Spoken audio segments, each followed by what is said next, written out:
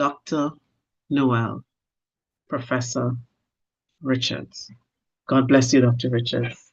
God richly bless you.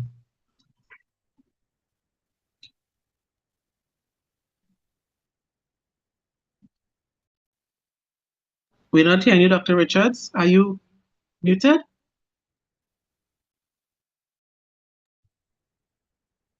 Am I muted? Are you hearing me? Are you hearing Yes, me? we're Can you hear me hearing now? you. Yes. You can hear me now? Okay. Good evening to you, prophetess. Good evening to all the elders, all the ministers, and every single family member. And if there's anyone new tonight, we welcome you. And we say good evening and welcome to LiveRight Ministries, the LiveRight family. That's who we are. And we are proud to say because we are striving to live right. The second part of this ministry this evening, we are in Matthew chapter 5, where Jesus is talking, and Jesus said, "You are the salt of the earth." And we went through what salt is, what it's good for, how to be salt, and we ended that last evening concerning salt. We want to move on to what Jesus said next, and it's in verse 14 of chapter 5, and he said, "You are the light of the world. A city that is set on a hill cannot be hidden, nor do they light a lamp and put it under a basket, but on a lampstand, and it gives light to all who are in the house." He says, "Let your light so shine before men that they may see your good works and glorify your Father in heaven." So Jesus says to us, excuse me, you are the light of the world. You are, and he's talking to us in general because all of us couldn't be there at the same time, in the same place, in the same century. So he said it there so that it would be filtered down to us, his disciples, his followers. And he says, you are the light of the world. And what is light? Because in order to understand that we are light, we have to understand what light is. And if you check the dictionary, it was said a light is the natural agent that stimulates sight and make things visible. Sorry. Light is the natural agent which stimulates sight and make things visible. Light stimulates sight. So without light, there would be no sight. I'm not trying to be a poet. So in order to see something, light must come from the thing or it must be reflected off the thing. And it is the light that is reflected that goes into your eye. I want you to understand that because I didn't understand that some time ago. For something to be seen, anything that you see, if you look around you, in order to see it, if you switch the light off, you will not see it because there's no light coming from the thing or bouncing off of it. So it is said that for an object to be seen, light must either originate from the object itself or reflect off of it. And that reflected light, it enters your eye, and that is what causes you to see. Light is a phenomenal thing, you know. Light is the fastest thing in the universe. And everything, you know, I remember I told you that I'm fascinated with the cosmos, the stars and the moon and all the planets and the universe. It just fascinates me. And the speed of light, listen to this, the speed of light in a vacuum, in a place like across the universe, the speed of light is 1.08 kilometers per hour, or 299, 792, 458 meters per second. So by the time you blink, light has gone 299,792,458 meters by the time you blink. That's how fast light is. So when you go into a room and you switch on, you put on the switch, it seems as though it's instantaneously the room illuminates with light. And so light travels at about 1.08 billion kilometers per hour. So from the time we started, light has already gone 1.08 billion kilometers, or 671 million miles per hour. 671 million miles per hour. Now, I told you, I'm fascinated by the cosmos. When you look up at the stars at night, and this is what I now understand. I didn't understand this all the time. Remember we said, in order to see something, light must come from it or reflected off of it. When we look up at those stars, people, my friends, and you see those stars are billions and billions and billions of kilometers away. And the light from those stars would have traveled billions and billions and billions of miles. When we look up at the stars, what we are seeing, and I wanted to understand this because, as I said, I didn't understand it. What you are seeing is the light that left that star billions of years ago, or in some cases, millions of years ago. You are not seeing, because the light that you're seeing has now traveled from that star for you to see it with your eyes. So when you are looking at, you see, when we are looking around at things, we are seeing them in what we call real time.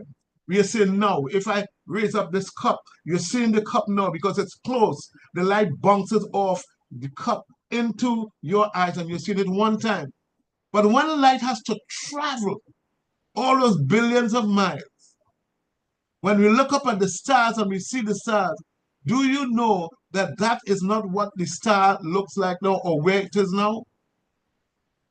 And I don't, it might be difficult to comprehend.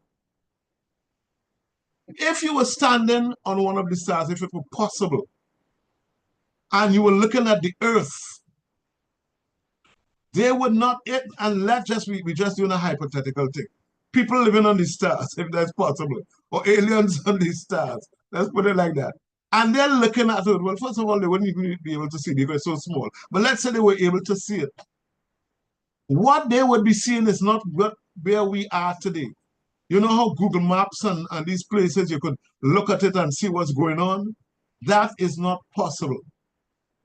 Because the light from Earth would have to travel millions and billions of miles. So when they look at what they're seeing, they might be seeing the dinosaurs. They might even be seeing Adam and Eve. Because that light is now going out. And when I say that light, what has happened and that reflection, when it comes from here and it goes out there, it takes so many millions of years to get to that place. That's the marvel of light. So even when we look up at a star and we see in a star particular place, that star has probably long gone. It's in another part of the galaxy, but we are seeing it as it was. And I don't know if you understand that because it took me a while to really get that. Let me give you some context. We have sent out, and when I say we, I'm talking about planet Earth, maybe from NASA or wherever they do these things, a ship, two ships, Voyager 1 and Voyager 2. And Voyager 1 left Earth 45 years ago. 45 years ago. Let me say it again, older than some of you. Voyager 1 left Earth 45 years ago. And you know how far out it is? It is now 21 light hours away. 21 hours.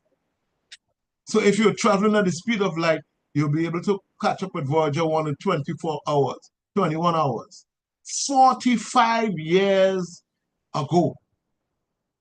So I just wanted to give you a little context about light and what light is and how it travels. There's so much more. I can't tell you everything. But in the Bible, light itself was seen as a symbol of holiness, goodness, knowledge, wisdom, grace, hope, revelation. That was light. And in the days of Jesus, and I'm doing this so that you'll understand when Jesus said, you're the light of the world, you'll understand what he meant. In the days of Jesus, there was no electricity.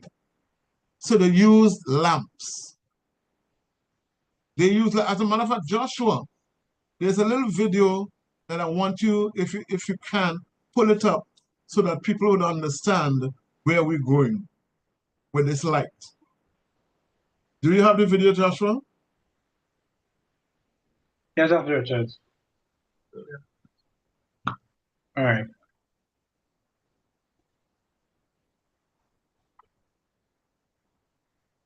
Okay.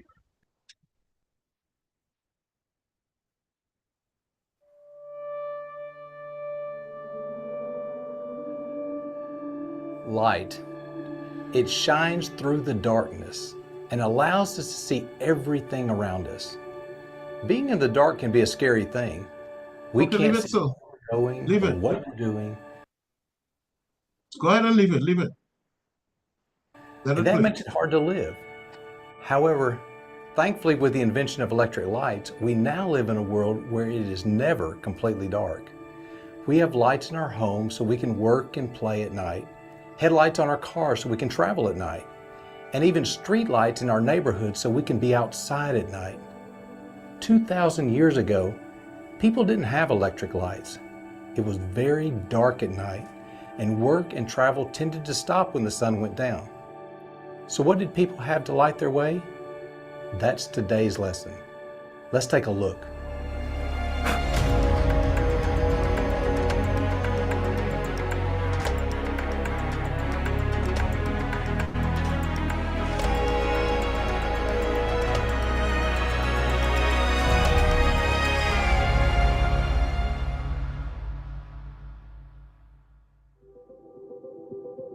If you had lived during the time of Jesus, you would have been very familiar with one of these.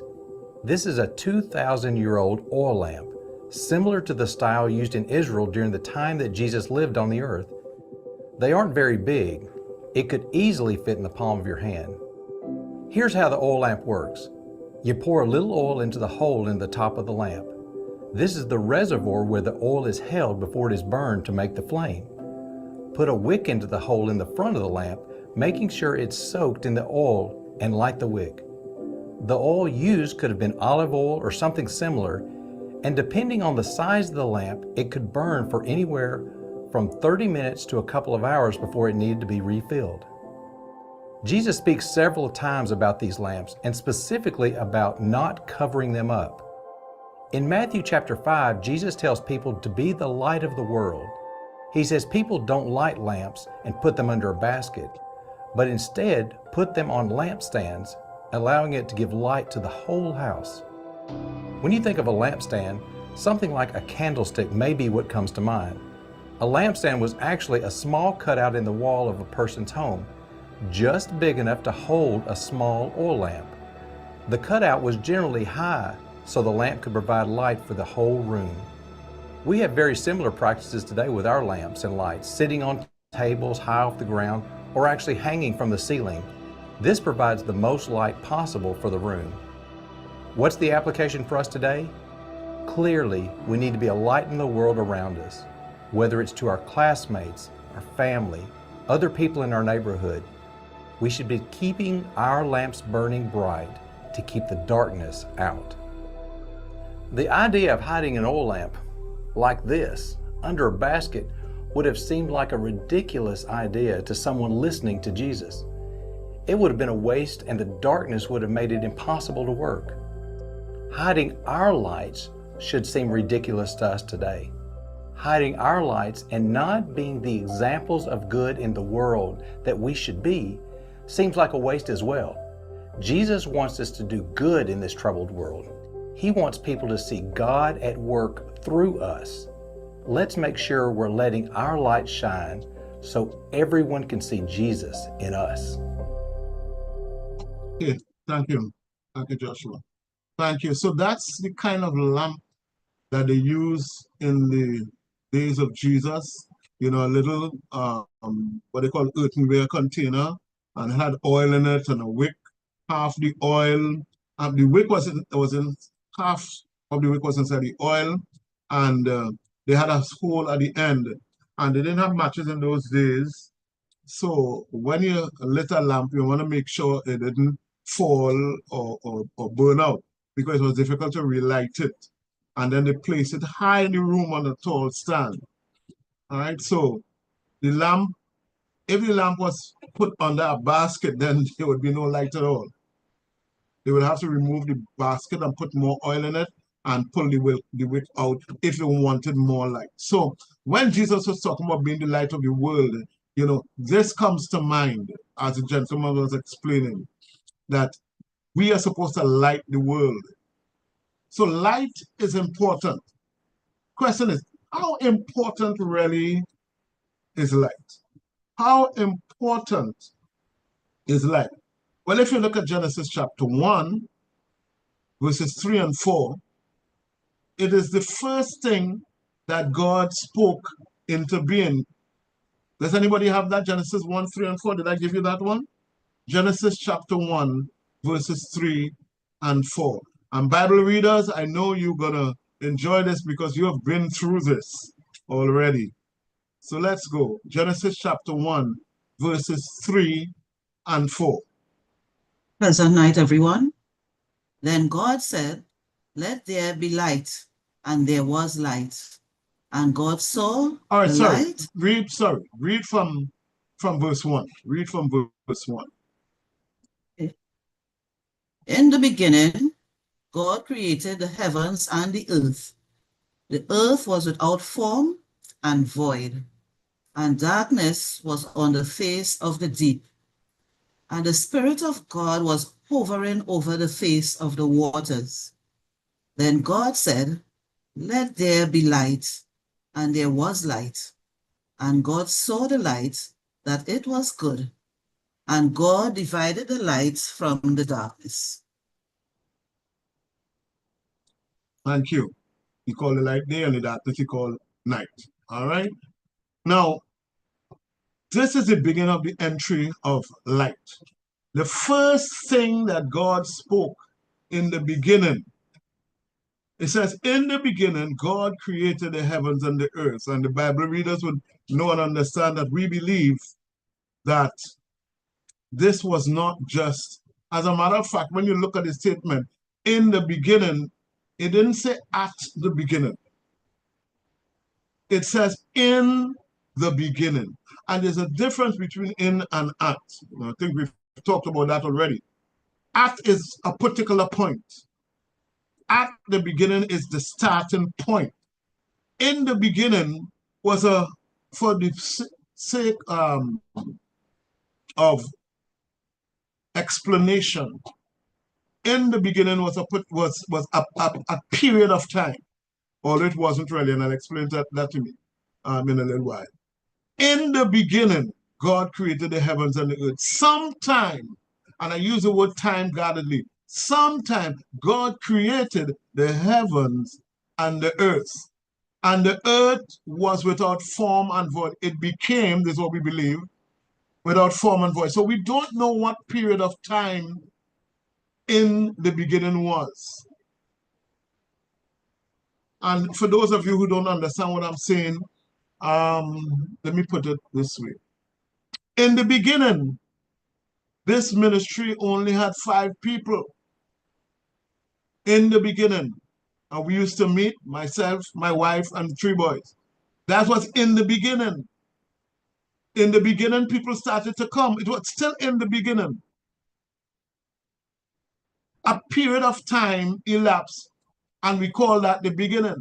At the particular point, we can't even identify at the beginning, the particular point in time. But in the beginning was a period of time. In the beginning, when I was in primary school, that's about 3, 4, 5 years.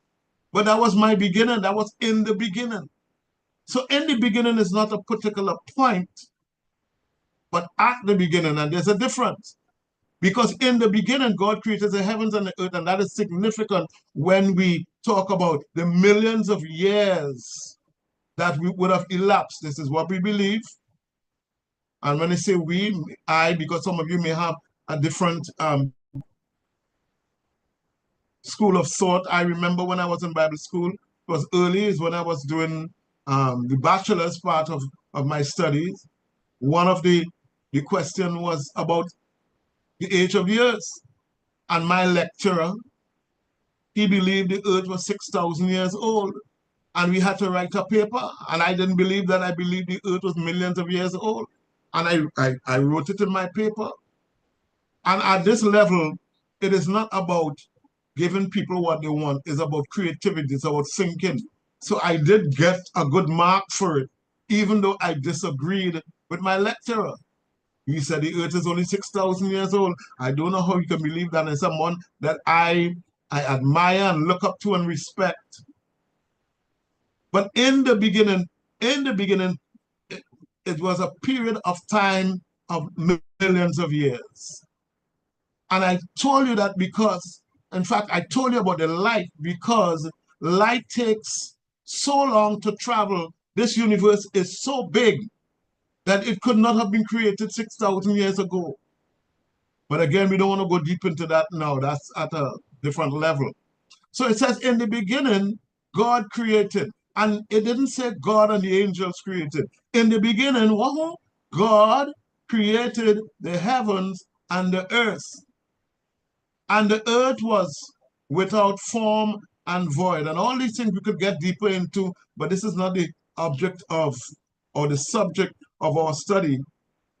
It became formless or without form and void. It was empty. Without form means it was chaotic. It's like when you take one of those bottled water, the one that you could squeeze up and crush up. The form was not what it was created to be. So it became without form and void. And one of these days we go deeper into this. And darkness was on the face of the deep. What is darkness? Darkness, simply put, is the absence of light. Where there's no light, there's darkness. Where there is no light, there is darkness. So there was no light at that time. Why? We don't know. Was there light before? We don't know that. Maybe it was. And it says the Spirit of God over the face of the waters. And then God said, let there be light. And that's what we want to focus on. Let there be light. This thing that causes you to see, God says, let it come forth. Let it be there.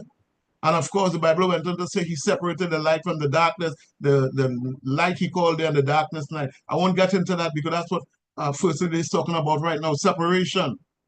But my question is this. When God said, and this is a question that the Bible readers had before, so you would know the answer. When God says, let there be light, where did the light come from?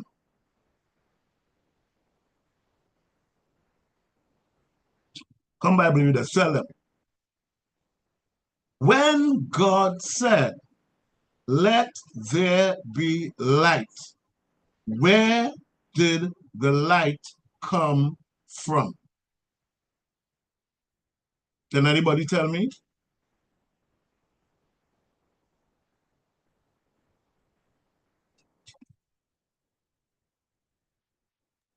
We have no hands up, Dr. Richard, but we have some comments.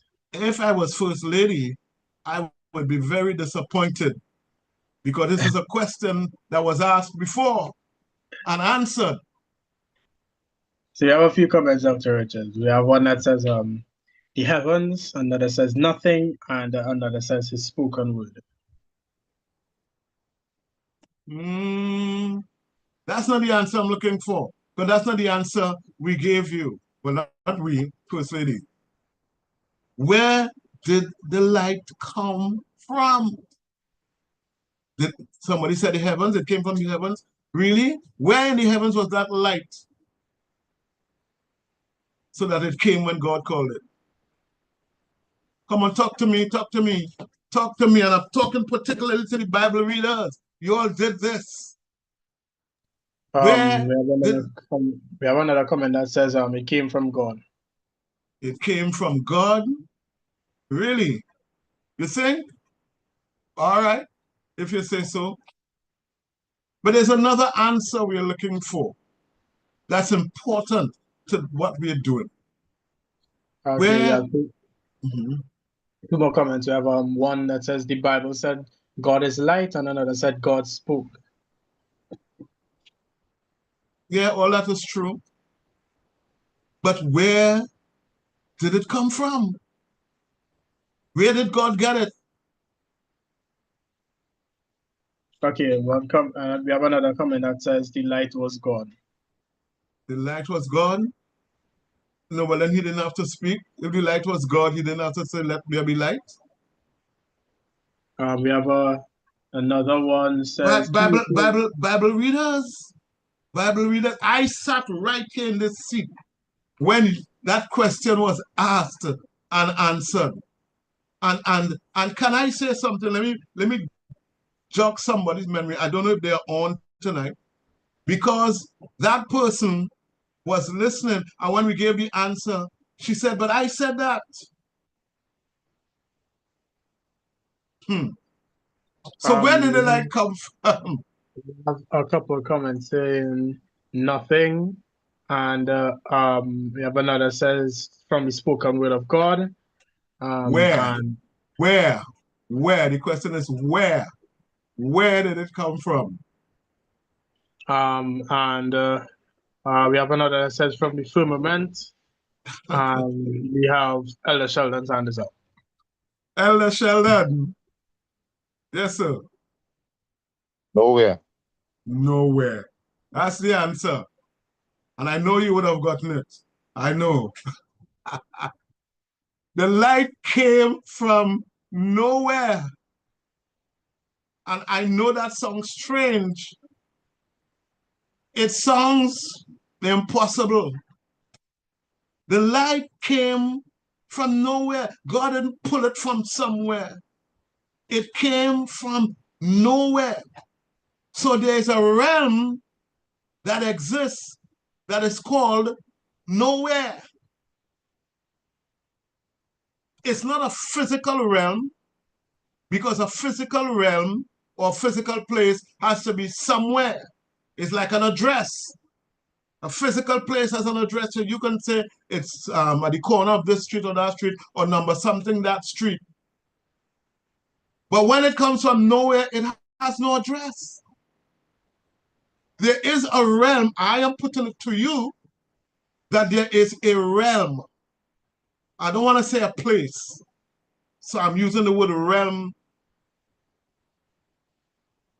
instead of place, deliberately. So there is a realm that exists, and even the word exists is not a word that we should use, but for the want of a better word, there is a realm called nowhere. So when people ask you that age-old question, where did God come from? God came from nowhere. That's where he came from, in that realm called nowhere. You can't pinpoint it. It's not east, west, north, south. It's nowhere. And I want you to let that sink in a little bit, because this sounds weird. It really does sound weird. But because God came from nowhere, he is able to be anywhere and everywhere. Because when he is anywhere and everywhere, he is still nowhere. I'm not mad, I'm not crazy. You see, nowhere is not limited by time and space. Nowhere is not limited by time and space. So you can't travel to go nowhere. In fact, if you're not traveling, you're going nowhere, they say. So because God came from nowhere, he is able to bring things from nowhere into somewhere. And that is called creating. You have God a is, hand up, please. yes, go ahead. Who is it? Brother Beans. Brother Beans.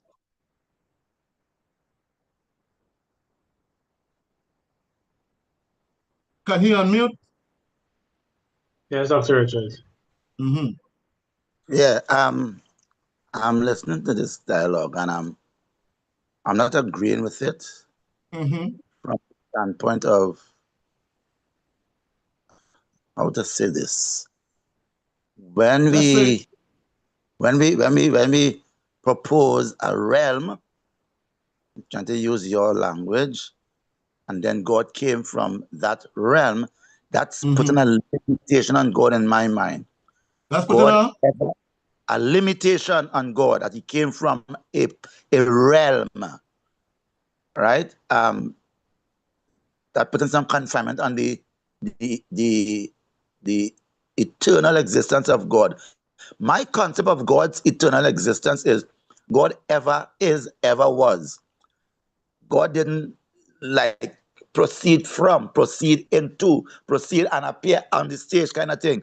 He ever was. And I think it is beyond our finite understanding to try to create this or conceptualize the concept of God came from a realm called nowhere. God ever was. Mm-hmm. That's my concept. And I think this is a very subjective conversation. And I want to register my disagreement with the concept of trying to create that concept of a realm called nowhere. God ever existed. He has always existed. And I just said has always existed. I feel as if that is a limitation on God. God ever is, ever was. There is no way to say, there's no way to use our English language words to describe the existence of God. Because everything we say limits it to some time and space, some kind of a beginning point or something. And my understanding is there's no such thing when it concerns God. Yeah, that's it. Thank you. We are saying the same thing because nowhere never began. I use the word nowhere because in our own human existence, this is the best that we can do to describe God. And when I say God came from nowhere, he exists in nowhere. Nowhere didn't begin. God didn't begin. Nowhere and God is the same. That's what I'm trying to say. I'm trying to use human words to describe something that we will never understand, because we will never understand something or someone with no beginning.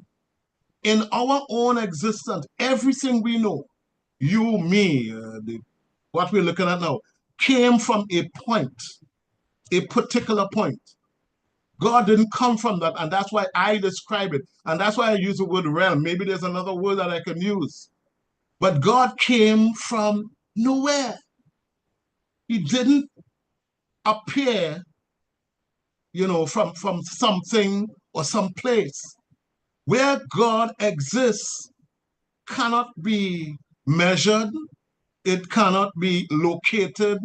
It cannot be, we can't say, well, okay, it's east of this and east of that.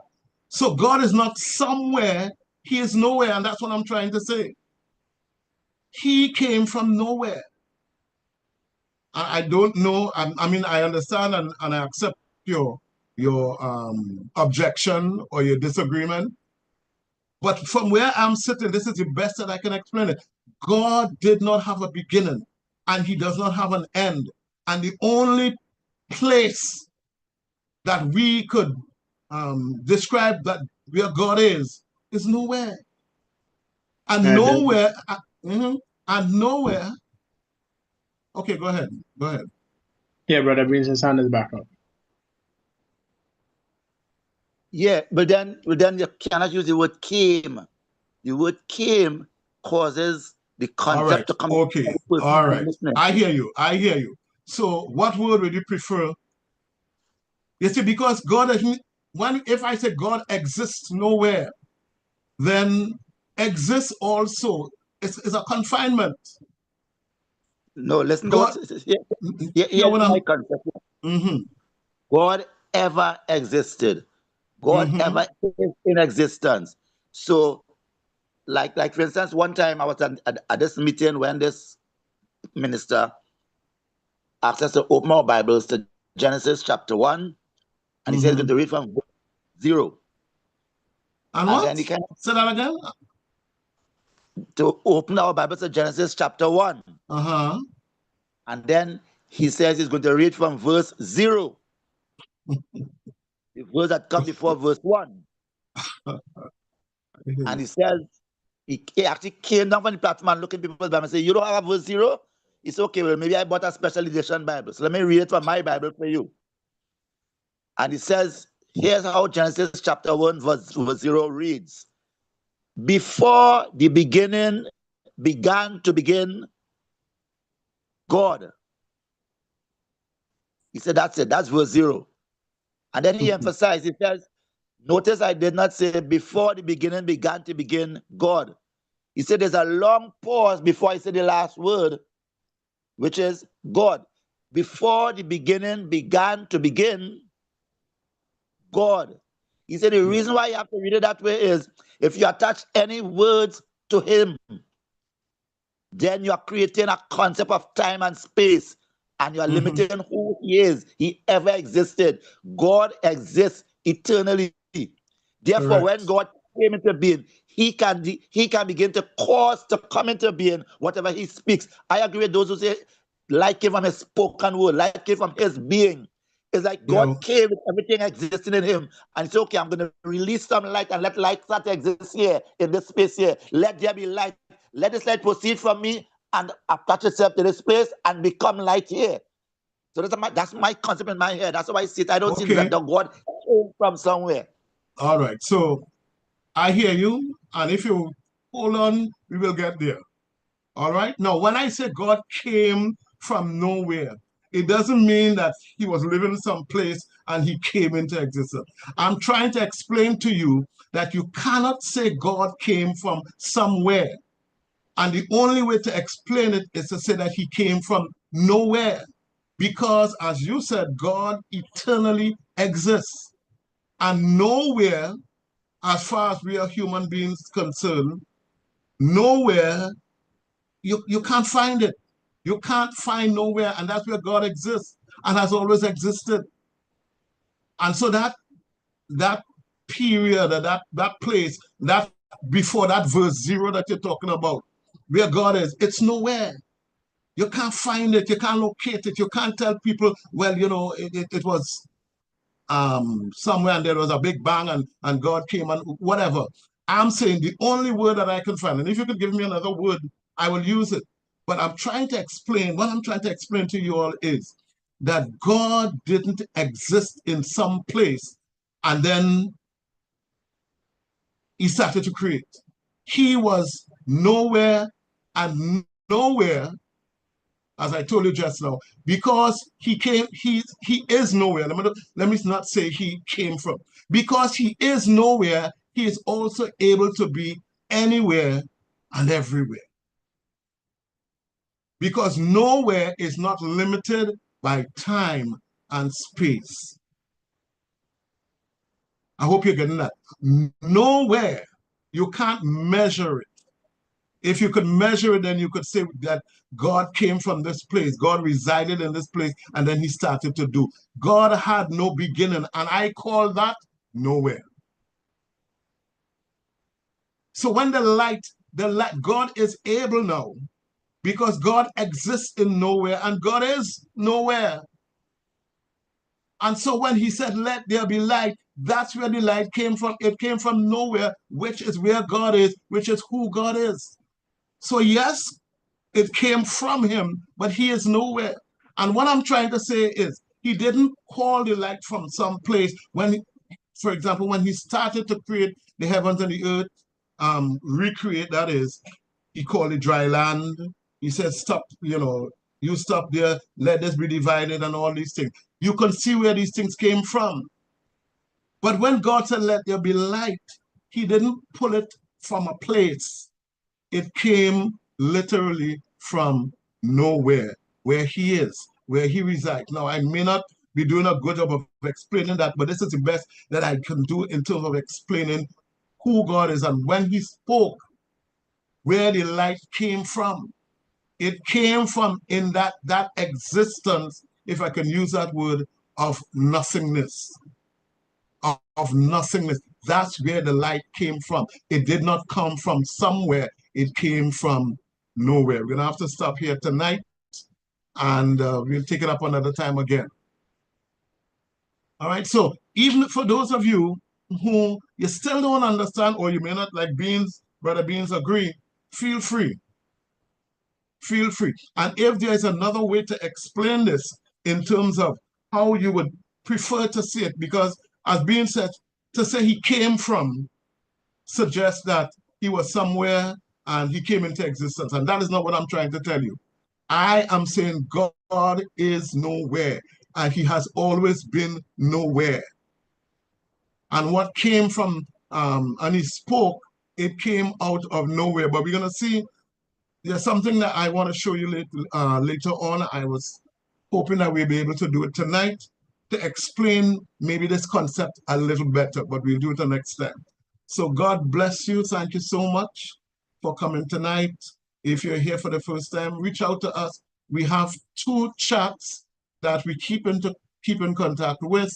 And if you want to be a part of the family, you could be a part of the chat too. And we could have even these kind of discussions on the chat as well.